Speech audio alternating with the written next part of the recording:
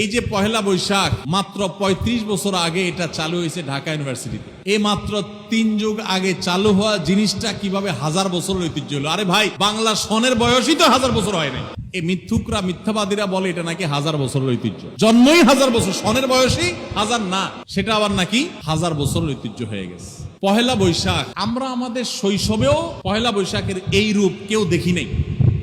আমাদের চাইতে বয়সে যারা বড় মুরব্বীরা আছেন তারা তো আরো দেখেন নাই, কারণ শুরুই হয়েছে ৩৫ বছর আগে। কিশোরগঞ্জের মিঠামইন থেকে অষ্টগ্রাম পর্যন্ত ১৪ কিলোমিটার হাওড়ের রাস্তা রঙিন করা হয়েছে পয়লা বৈশাখ উপলক্ষে, গিনেস বুকে ওয়ার্ল্ড রেকর্ড হিসাবে স্থান পাওয়ার জন্য।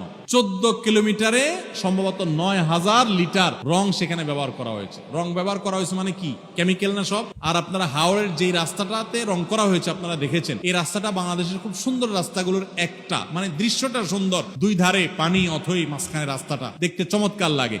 তো এই যে রংগুলা, এগুলা ধুয়ে কোথায় যাবে? হাওড়ের পানিতে যাবে না? তাতে তো পানির জন্য, মাছের জন্য খুব উপকার হবে। কি বলেন? রঙের গ্রান, কেমিক্যাল, এগুলো মাছের স্বাস্থ্যের জন্য অনেক ভালো না? এই যে রাস্তায় রং করছে, মানুষের ঘর বাড়িতে রং নাই, বাসের রং নাই, পাবলিক পরিবহনের রং নাই, ট্রেন গুলার রং নাই, সিল সপ্পর সালবাকলা উঠে গেছে, অবস্থা খারাপ, কোনো শ্রী নাই, রূপ নাই, জায়গা মতো রং না করে কোথায় রং করতেছে? রাস্তায়। তাও আবার হাওড়ের মধ্যখানে রং করতেছে যে জীববৈচিত্র্য ধ্বংস হয়ে যাবে। এরাই নাকি আবার কলা বিজ্ঞানী। আজকে সারা দেশে পহেলা বৈশাখ পালিত হয়েছে। এই পহেলা বৈশাখকে কেন্দ্র করে মঙ্গল শোভাযাত্রা, হোলি খেলা, পান্তা ইলিশ নিয়ে মুসলমানদের নামধারী অনেকে মেতে উঠেছে, যা অত্যন্ত দুঃখজনক। এই পরিস্থিতি ধর্মপ্রাণ মুসলমানদের কি করণীয় হতে পারে আপনার সুযোগের মতামত আশা করি। ভাই, এই বিষয়গুলো বারবার বলা হয়েছে, তারপর যদি প্রশ্ন করেছেন, খুব সংক্ষেপে একটু বলার চেষ্টা করি। দেখুন, আমরা বাংলাদেশের মানুষ, বিশেষ করে মুসলমানরা অত্যন্ত শান্তিপ্রিয়। এখানে হিন্দু মুসলমান সব ধর্মের মানুষ মিলে মিশে শান্তিপূর্ণভাবে বসবাস করে। আমি প্রায় সময় বলার চেষ্টা করি, আমাদের পার্শ্ববর্তী দেশ ভারতে, আমাদের আশপাশের বিভিন্ন দেশে বিভিন্ন সময় ধর্মীয় দাঙ্গা আমরা শুনি। প্রায় সময় বাংলাদেশের ইতিহাসে উল্লেখযোগ্য সেরকম সমস্ত দেশের মতো একটা দাঙ্গাও কখনো হয় নাই।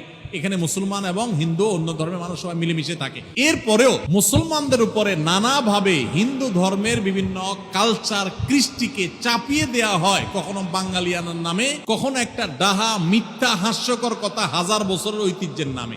এই যে পহেলা বৈশাখ মাত্র ৩৫ বছর আগে এটা চালু হয়েছে ঢাকা ইউনিভার্সিটিতে। এই মাত্র ৩ যুগ আগে চালু হওয়া জিনিসটা কিভাবে হাজার বছরের ঐতিহ্য হলো? আরে ভাই, বাংলা সনের বয়সই তো হাজার বছর হয় নাই।